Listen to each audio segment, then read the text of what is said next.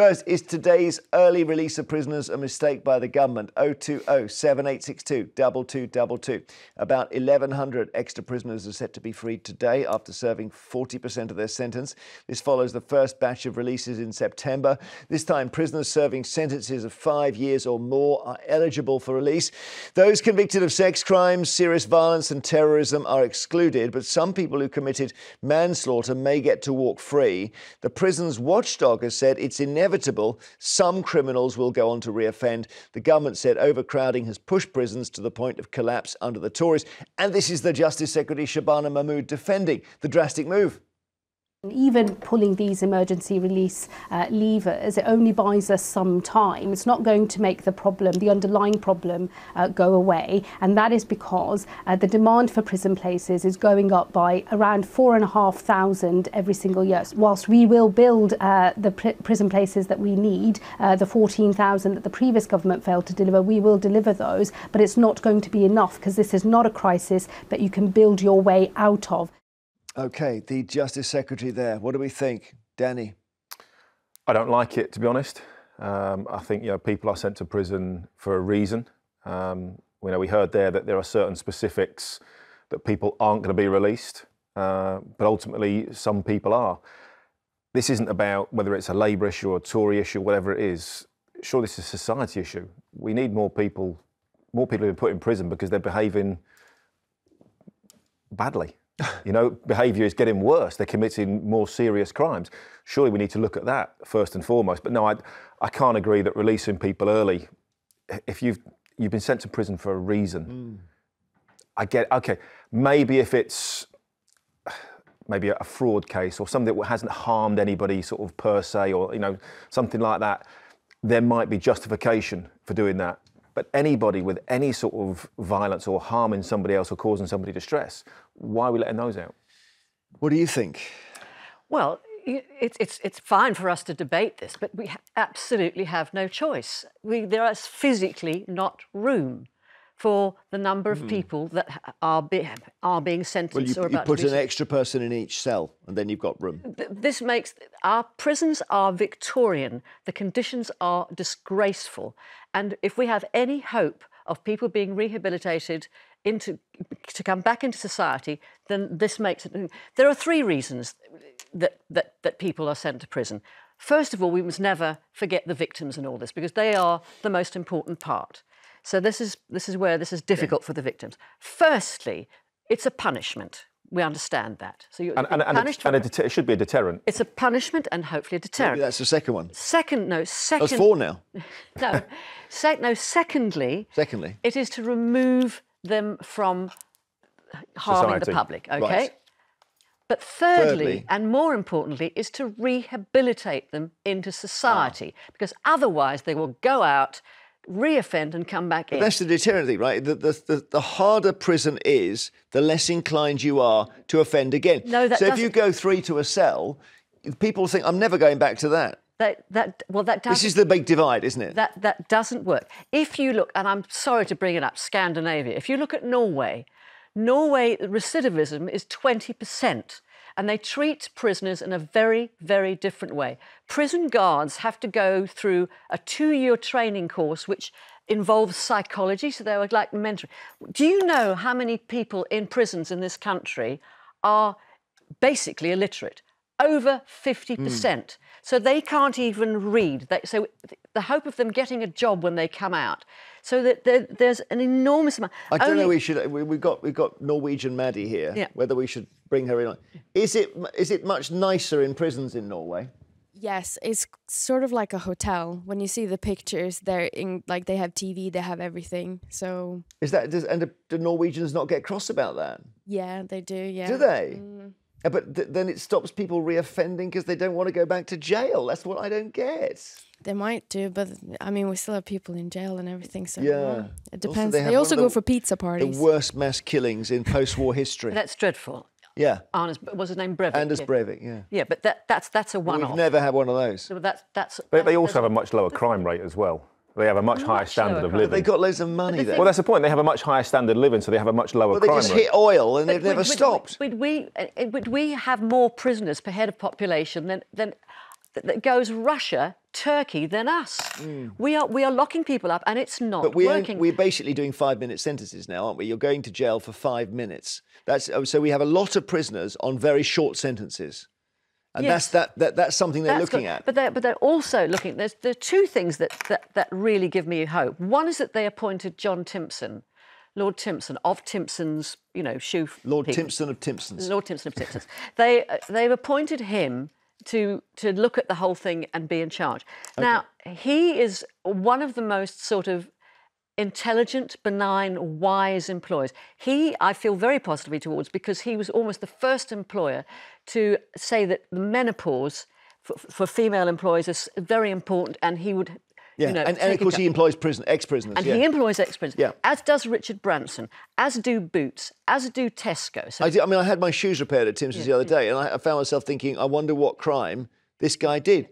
And then I thought, well, that's unfortunate, because he could be completely innocent. Yeah, but the guys who served me, I'm immediately thinking he must have been in jail. But the thing is, what Timpson says is that the people they employ are grateful, because only 17% of prisoners who have been released have a job within 6 months. Let's take a call. Trudy in North Yorkshire, hello. Good morning. Well, we're back in this spiral, aren't we, where we're having to release more prisoners because we haven't got any prison cells. That's apparently so, yes. So I gather. And what do you think of it? Well, it's a broad thing, isn't it? I suppose there is an argument for some people to be released early, but there's a specific point that I want to make. Oh, yeah. That I'm sure the rest of the country are absolutely head in hands about this. So we've got a situation, there is a specific one, but there are many like it, where we are going to release men or women that have been violent to their partner on technicalities of law, Yeah, that will be released in December or whenever. I know. What sort of a country would put somebody in prison for a lengthy sentence for a tweet that might upset people, very much so? What sort of a country puts those sort of people in prison but releases people that have actually threatened life? Now, you're talking about, her name was Connolly. What's her name? You're talking about that councillor's wife who tweeted something and got 31 months. No, Jeremy, I'm not just talking about her. Well, who are you talking about? I'm talking about, we have put people in prison for tweets and for getting involved in the riots. And some of them had just put things online and they are put in prison for a lengthy sentence. They've not been in trouble before. They've not done anything wrong. So balance I hear you. Okay, so balance that with releasing men that have threatened to kill their partners. I know. And I think the tweet thing, that was Lucy Connolly, and I know you say you're not talking about her. You very much are talking about her. That seems like double standards there, Danny, doesn't it? Well, I think that's where the system sort of breaks down and is a little bit broken, isn't it? Sentences have to be realistic to the crime that you've committed. That's where the deterrent But it was an incitement to kill. Yep, to burn down hotels. Burn down hotels with migrants in. What about Stacey Vint? Who's Stacey Vint? Well, we've traditionally got pictures of Mrs. Vint, and she ran at the police with a smoking wheelie bin. Before she reached the police line, she fell flat on her face. 21 months for sheer idiocy. Well, idiocy. I mean, I think the punishment has to fit the crime. But the I think that's what we have to get back to. to. Make examples of people, and they handled it pretty well. They had to. The government doesn't control the courts. Let's just be clear about that. I mean, the idea Keir Starmer was. I would say those cases are the exception, though, not necessarily the rule. Yeah. That's. Do you think most people get underpunished? I think so. Yeah. OK, after the break, more calls on this, whether the government is right to release more than 1,000 extra prisoners early today. In East Sussex, can you think of an alternative to this, Mike? Well, not really. I mean, there isn't an alternative, but I'd just like to say one thing. Majority of the prisons are holiday camps, to be honest with you. You've got tellies, you've got PlayStations. Some of the guards even let you smoke marijuana. I was in prison many years ago, and it was just, heads turned away from it, let you get on with it to keep a peaceful situation. Oh, that's bad to hear that. I never know whether, because then I hear that you know, conditions in jails are terrible, and then Mike rings up and says he was in there and he got a PlayStation. Do you get Sky Sports, Mike, in there? You know, it's ridiculous. You know, if you go to prison, unfortunately, I broke the law, I had to pay the price. But at the end of the day, if you go in prison, you should be given a plastic knife and fork, somewhere to go to the lavatory, somewhere to wash your hands, and that's it. You know, you're banged up. You're banged up for 23 hours a day. That's what the punishment is. If it isn't a punishment, it's not going to deter you. There we are. But being banged up 23 hours a day is not going to prepare you to come back out into society, get a job, have a relationship, pay your taxes. But you don't get any, you know, you don't get any help in a prison to that's my exact point. Come out. Mike, that's what Nina's saying. Nina wants people to be helped to learn how to hold down a normal job, for example, without stealing things. A lot of the people don't want a job. They don't want to be rehabilitated. That's not in their psyche. That's not in their head. You know, they commit crime. That's what they do. But the thing is, Mike, if over 50% of them can't read, then they can't possibly understand how that is holding them back. If you teach them to read... Is that a big factor? I mean, when my kids were young, they couldn't read. They weren't going out committing crimes. No, but how can they possibly get a job? How can you get a job if you can't read? Well, this is the key thing, Danny, isn't it? Why would you want to get a job? You know, they don't want to get a job. They don't want a job. You're saying that, Mike, but you don't know that. Well, he was a prisoner himself. Are you working now, Mike, or not? Sorry? Are you working now? I'm retired and disabled. But, you know, at the end of the day, in those days, I didn't want a job. Why would I want a job if I could go out and you know, do what I did and earn money? Why would I want to learn? Well, hopefully at some point right? there's a little voice in your ear saying, this is not a good way to live my life because I'm leaving a trail of victims. How about that? But they don't think like that. No, all right. Doesn't come into their psyche. I guess if you thought like that, you probably wouldn't do it in the first place. Yeah, that's half the problem, isn't it? You need to eat. There's that. Okay, and Mike stole a car, apparently. Debbie in Sussex, hi. Hi, Jeremy. Hey, all right. Hi to the panel. Yes, hi, Nina. I totally agree with Nina. I do not agree with Mike. Was it Mike before me speaking? Oh, Mike. Well, he had been in prison, He said it was a holiday camp. He's talking absolute rubbish. It is nowhere near a holiday camp. You know, everybody's perception of prison is they've got these flat screen TVs. They don't have enough food in there to eat. They've got a tiny TV. There's no rehabilitation in there. They're in there for 23 hours. That's not helping anybody. And these prisoners that are going to be released, they're not serious criminals. They're not just going to be let out unsupervised. They have to have mail addresses. They have to have tags. They're at the near end of their sentence. When you say not serious criminals, one of the previous callers said, actually, because of sort of a loophole in all this, you will have stalkers and people who've abused their wives coming out.